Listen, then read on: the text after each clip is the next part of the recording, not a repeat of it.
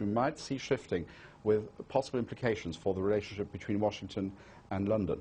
Well, Alan Mendoza, we heard mention there of issues such as the sharing of intelligence, but that in a way is a thing of the past. At one stage, US intelligence sources refused to have anything to do with the British because of the leaking of secrets to the Soviet Union at that particular time. Just one of the many stumbling blocks in the relationship. But this question of globalization, of a changing world order, to what extent in London is that change within the world as a whole being recognized?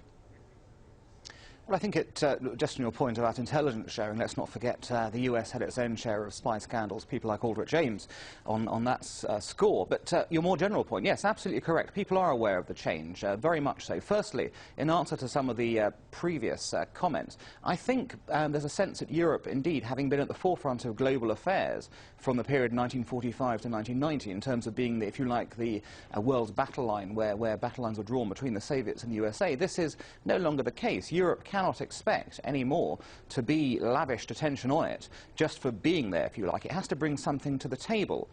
My colleagues have commented on this already, but it's quite clear that if the Europeans do not up the ante, do not contribute more to defence, to joint initiatives around the world, there's no particular reason for the Americans to pay attention to them. Now, on the broader point of globalisation, yes, this is something very aware in Britain. Just this week, William Hague, our new Foreign Secretary, made a first, if you like, address outlining his priorities, and one thing he was very clear on was that Britain needed to chart its own course internationally. It needed to restore perhaps neglected relationships. It noted, for example, that there are rising powers around the world which Britain has historical ties to, India, for example, or in fact the Gulf states, who we need to reinvigorate our ties with and perhaps look a little bit further than the traditional transatlantic scene, if you like, for extending our own great power status in the coming years. So yes, very much aware of the globalisation of the world. Well, let's pause here and currently look at some of the issues defining the relationship between the US and the UK. They include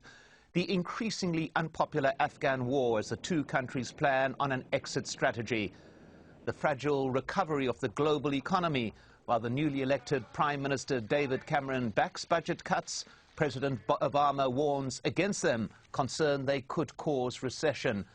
And finally, BP's responsibility for the oil spill in the Gulf of Mexico and the blunt US criticism of the British company. Now, let's just take on this last point in particular, Christopher Chivers. The criticism of BP has, to an extent, been seen as a criticism of Britain by many on that side of the Atlantic.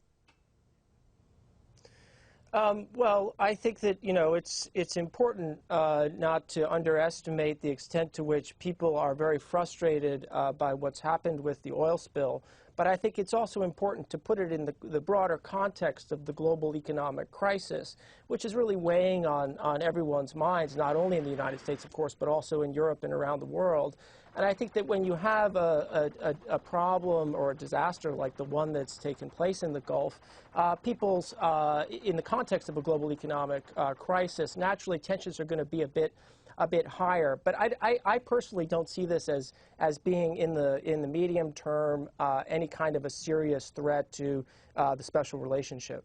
Well, Alan Mendoza, moving past BP and focusing, as you mentioned a little bit earlier, on the differences in economic strategy. How fundamental are the differences between the Cameron government and the Obama administration?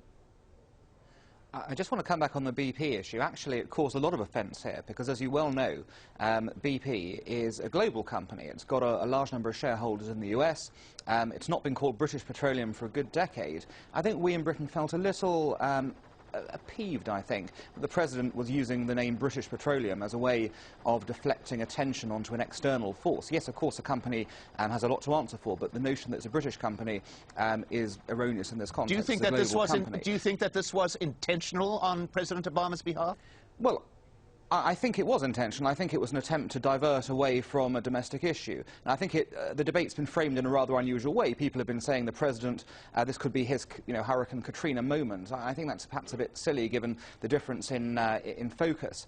I think what's happened here is that there's an external scapegoat. In this case, it happens to be a British, original British company, and it's come out in that way. But I think it's quite clear the president did capitalise on the, if you like, the foreign nature of the company, even though, as we all know, all those oil companies drilling in that way operate to the same standards, but he's gone after them. They've obviously made a colossal error in terms of what they've done, but the way it's played out has not played well diplomatically. It's added to a series of small slights, but I think that rhetoric's been reined back a bit. I think a conversation between David Cameron and President Obama has made some difference to that status, and I think we've seen a ramping down now of that sort of British petroleum sentiment.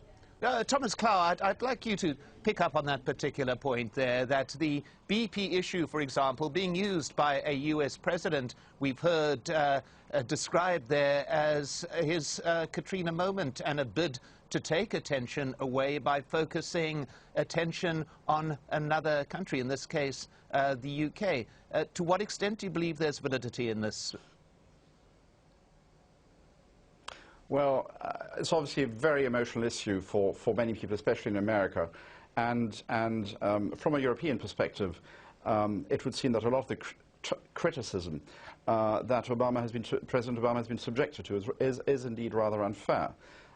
This is a type of event that he obviously cannot control, and there's no question that the administration has done everything it can to push towards finding a solution and containing the damage as best we can. So I think the comparison, again, looking at it from a European point of view, with the Katrina devastation and the slow response from authorities then, or what was perceived as being a slow response, especially federal authorities, does seem rather unfair.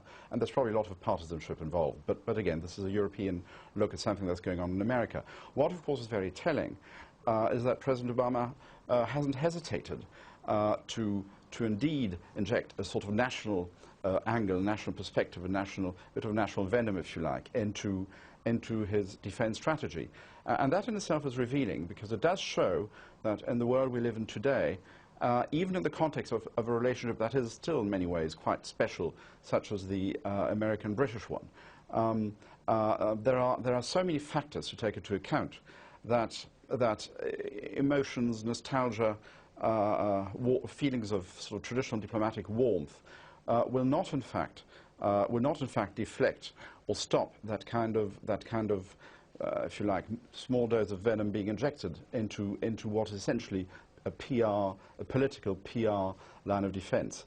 And I think that in itself is a reflection that yes, Europe is no longer central, can no longer be absolutely central to, if you like, the American public political discourse in its look at the outside world. America has now many other issues to look at internationally, China, of course, being first and foremost in, I think, everybody's mind in the Western world.